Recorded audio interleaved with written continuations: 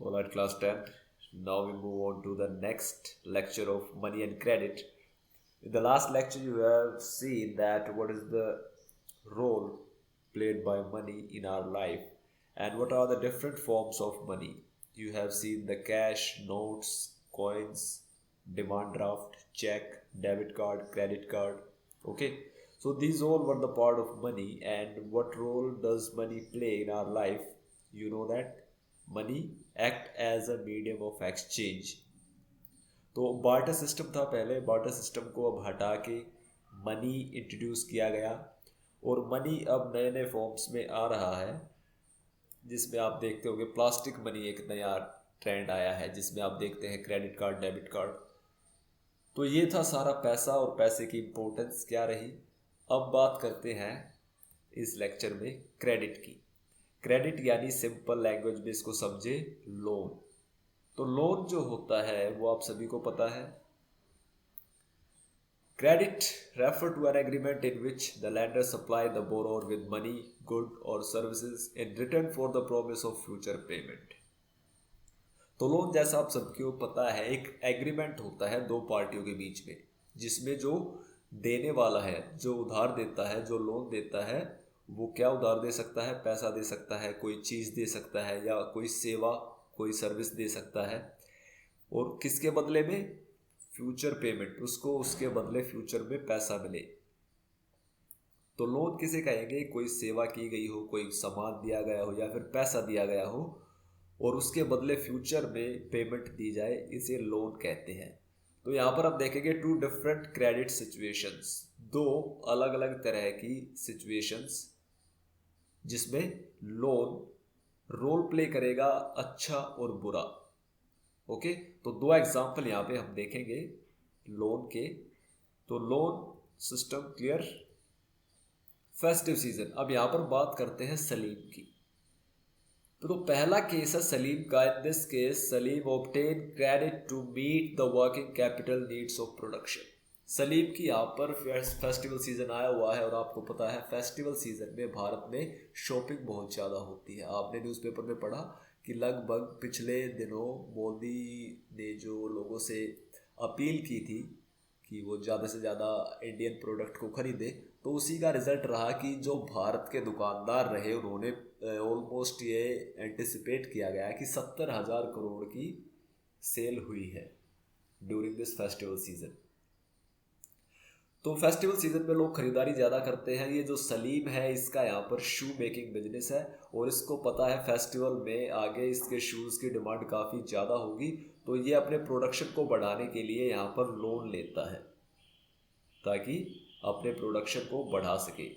The credit help him to meet the ongoing expense of the production, completes production on time and thereby increase his earning. तो यहाँ पर सलीम क्या करता है कि वो लोन जो लेता है वो लेता है, एक तो रॉ मटेरियल जो लेता है जूते के लिए जो चमड़ा उसको चाहिए वो उधार उठा लेता है ट्रेडर से। ट्रेडर को कहता है कि भाई जैसे ही मेरे शू बिकेंगे मैं तेरे को पैसा वापस कर दूंगा। और दूसरा वो एडवांस ले लेता है शू शॉपकीपर जो है, जो जूते बेचने वाला है, उससे कि भाई मैं तेरे को शूज़ की सप्लाई करूँगा, उसके बदले मुझे कुछ पैसा एडवांस दे दिया जाए। तो यहाँ पर उसके पास रॉ मटेरियल भी आ जाता है, पैसा भी आ जाता है। अब वो लेबर यहाँ पे लगा के ज़्यादा प्रोडक्शन करता है और सप्लाई कर देता है। एक महीने का टाइम रहता है, तो एक महीने में उसका प्रोडक्शन पूरा हो जाता है और फिर वो शॉपकीपर को सप्लाई दे देता है और उसके बदले उसको अच्छी खासी इनकम मिलती है। तो जिससे वो फिर ट्रेडर को उसका पैसा वापस दे देता है और जो शॉपकीपर था उसका पैसा उसमें से माइनस करवा देता है, जो उसकी पेमेंट फुल एंड फाइनल होती है। तो यहाँ पर इसका जो क्रेडिट सिस्टम है, ये जो लोन सिस्टम है, ये सलीम के लिए फायदेमंद रहता है। क्यों? In this situation credit help to increase earning and therefore the person is better off than before. तो यहाँ पर सलीम की सिचुएशन काफ़ी अच्छी हो जाती है बिकॉज ऑफ लोन। लोन हुआ तो उसने यहाँ पर प्रोडक्शन बढ़ाया जूतों का 50,000 तक, और ये जो 50,000 जोड़ी जूते उसने बनाए उसके बदले उसको काफ़ी अच्छी खासी इनकम मिली। तो यहाँ पे आपने देखा कि अगर लोन नहीं होता तो वो प्रोडक्शन नहीं कर पाता, वो अपने बिजनेस को नहीं बढ़ा पाता।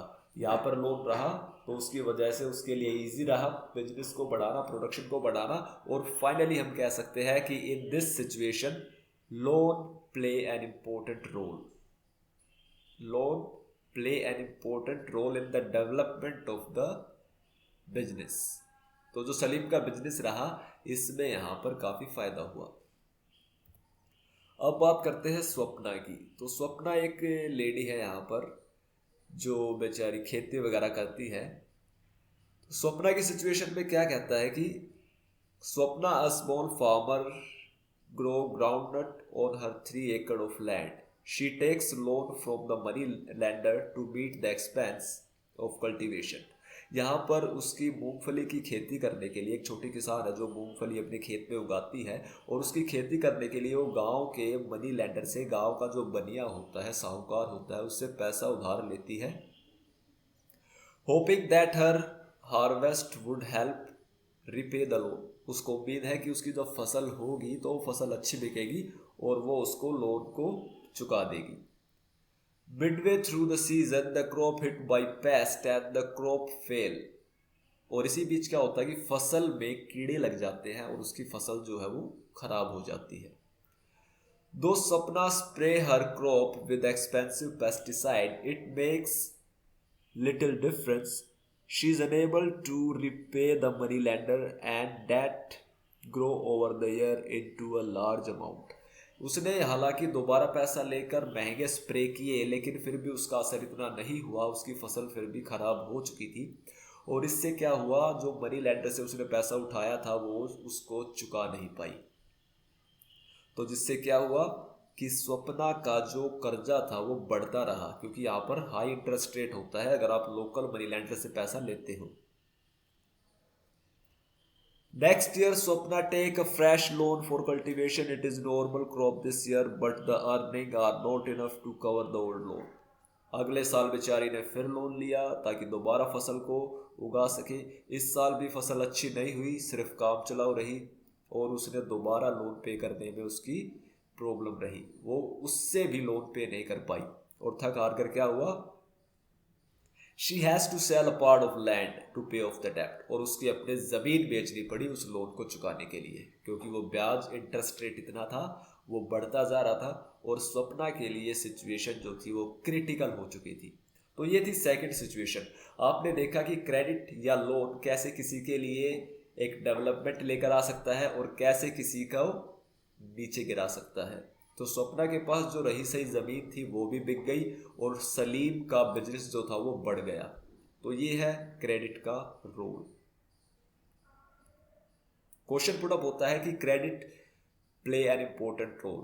तो कैसे क्रेडिट इंपॉर्टेंट रोल प्ले करेगा? अगर क्रेडिट कैसा है, फॉर्मल सेक्टर से है। फॉर्मल यानी अगर क्रेडिट किसी ऐसी जगह से आ रहा है जहाँ पे इंटरेस्ट रेट ज़्यादा नहीं है, जहाँ पे चुकाने के लिए फैसिलिटीज़ है, अच्छी फैसिलिटीज़ है, तो फिर ये अच्छा है। अगर स्वप्ना जैसा केस है कि पैसा उधार देने वाला कोई लोकल मनी लेंडर है, हाई इंटरेस्ट रेट है और उसके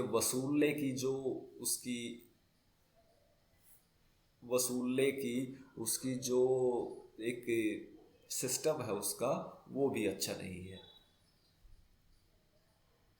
so this is the example of debt trap. इसे कहते हैं कर्जे का जाल, जिसमें इंसान फंसता रहता है। एक कर्जा, फिर दूसरा, फिर तीसरा, फिर चौथा। कर्जे के ऊपर कर्जा बढ़कर ऐसा हो जाता है कि उसके लिए उसे चुकाना इम्पॉसिबल हो जाता है। तो यहाँ पर credit in this case pushes the borrower into situation from which recovery is painful। तो यहाँ पर क्रेडिट या लोन इंसान को धकेल देता है ऐसी सिचुएशन में जिससे वापस आना इम्पॉसिबल हो जाता है। Whether credit would be useful or not depends on the risk in the situation and whether there is some support in case of loss।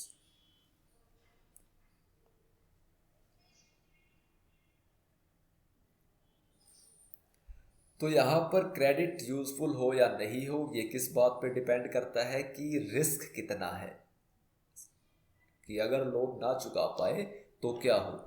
जैसे बैंकों से अगर आप लोन लेते हो तो जो बैंक से लोन लेता है बिजनेसमैन, मान लो उसका बिजनेस जो है वो लॉस में चला जाए, वो कंगाल हो जाए, तो यहाँ पर बैंक अपना लोन माफ़ कर देता है। किसानों का आपने देखा होगा, कई किसानों का जो बैंकों से लोन होता है वो मध्य प्रदेश की सरकार, छत्तीसगढ़ की सरकार, पंजाब सरकार, इन्होंने कहा कि हम किसानों का कर्जा माफ़ कर देंगे। इसका मतलब क्या है कि जिन किसानों की फसल अच्छी नहीं हुई, जो के फसल को बेचने की उम्मीद करे बैठे थे, वो लोन नहीं चुका पाए, तो उनको ज़मीन नहीं बेचनी पड़ेगी, उनका कर्जा माफ़ कर दिया जाएगा सरकार की तरफ से। तो ऐसा फॉर्मल सेक्टर में होता है। जबकि अगर वही पैसा किसी आम आदमी या कोई लोकल साहूकार उधार देता है, तो वो अपने पैसे को ज़मीन बेचकर भी ले लेगा, क्योंकि उसको अपने पैसे से मतलब है, किसान जाए भाड़ में। तो सरकार ऐसा नहीं करती। इसी वजह से बैंकिंग लोन जो होता है वो अच्छा होता है, बेस्ट होता है, डेवलपमेंट के लिए ज़रूरी होता है, और वही लोकल उठाया गया पैसा नुकसानदायक होता है। तो ये सिचुएशन थी यहाँ पर।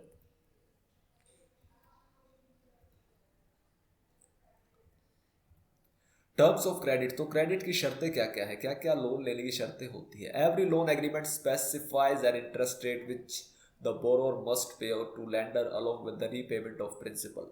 तो सबसे पहली चीज होती है यहाँ पे इंटरेस्ट रेट, कि ब्याज क्या होगा, जो पैसा उसको प्रोवाइड किया जाएगा उसके बदले ब्याज कितना मिलेगा।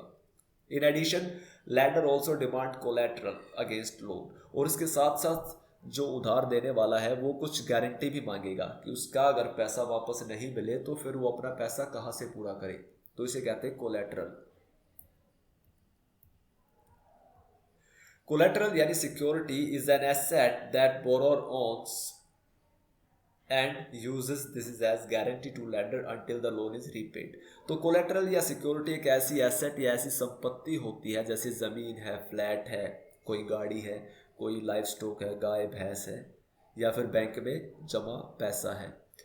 तो ये एक सिक्योरिटी के तौर पे काम करता है कि आप जब पैसा उठाते हो कहीं से, तो आप उसको एक गारंटी देते हो कि अगर मैं पैसा पे नहीं कर पाया तो मेरी कार, मेरा फ्लैट, मेरा घर वो ले सकता है। इसे कहते हैं कोलेट्रल। ज़्यादातर बैंक जो है वो यही मांगते हैं। यही कारण है कि गरीब बैंकों से उधार नहीं ले पाते हैं, क्योंकि गरीबों के पास कोई सिक्योरिटी नहीं होती है। Interest rate, collateral, documentation requirement and mode of repayment together is called the terms of credit. तो टर्म्स ऑफ क्रेडिट के अंदर आता है हमारा इंटरेस्ट रेट, हमारा कोलेट्रल, हमारा डॉक्यूमेंटेशन, हमारा मोड ऑफ रीपेमेंट। ये सभी टर्म्स ऑफ क्रेडिट के अंदर आते हैं। यानी ब्याज क्या होगा, सिक्योरिटी क्या जमा करेगा उसके बदले, सारी डॉक्यूमेंटेशन कार्रवाई, पूरे कागजी साइन सब कुछ, और मोड ऑफ रीपेमेंट, रीपे कैसे करेगा, महीने करेगा, 6 महीने में करेगा, या साल के साल करेगा। इट में very depending on the nature of the lander and the borrower. तो ये उधार लेने वाले और उधार देने वाले के बीच में डिपेंड करता है कि वो क्या चाहते हैं। सोर्सेज ऑफ क्रेडिट क्या क्या होते हैं, आपने देखा लोकल मनी लैंडर हो सकता है, आपके पास का कोई ट्रेडर हो सकता है जो आपको पैसा पे करे, क्योंकि कईयों का बिजनेस होता है उधार देना, क्योंकि वो इसके इंटरेस्ट से पैसा कमाते हैं। बैंक हो सकते हैं, कोऑपरेटिव ग्रुप्स होते हैं, जो वर्कर्स होते हैं आपस में अपने पैसे को इकट्ठा करते हैं हर महीने, और फिर वो इकट्ठा पैसा जिसको ज़रूरत होती है उसको लोन के तौर पे दे दिया जाता है। इसे कोऑपरेटिव्स कहते हैं। इसके अलावा आपके रिलेटिव, आपके फ्रेंड भी आपके लिए सोर्स हो सकते हैं क्रेडिट का, लोन देने का। So this is the end of lecture 2।